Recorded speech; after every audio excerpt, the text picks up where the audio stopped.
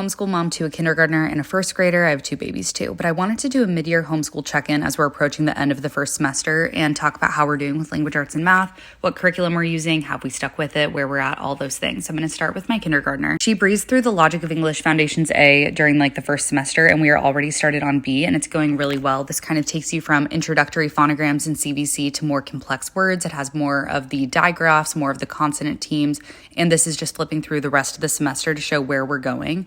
And it really does advance pretty quickly. You'll see in a minute that the passages like this one, by the end of the semester, are much more complex, and they're starting to do more reading comprehension, learning all of the little details and stuff. And this is her math. Loves Singapore dimensions, and she is on KB. KA was really gentle and she flew through it. So right now she's doing this where she is learning the tens and ones.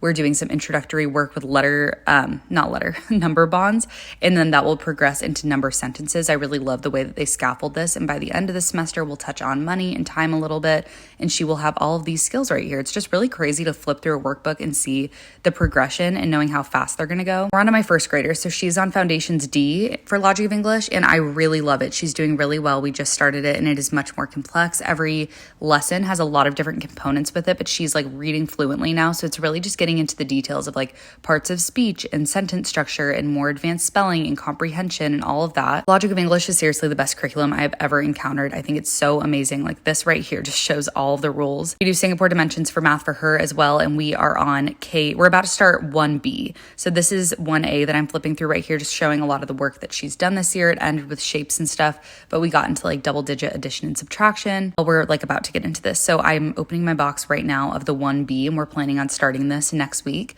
And I just wanted to start a little bit early to go at her own pace. She's really advanced with reading, science, history, all of that, and math is not her favorite subject. So I like to go at her own pace with it, but we really love this curriculum. It's very straightforward. I love that it's a mastery base, not a spiral base. I feel like it works really well for her learning style, and we've been super happy with Singapore and Logic of English. So I'm really excited to keep going with those through the rest of the semester. I highly recommend both of these, and maybe I will do a second part update for science and history, geography, the other things.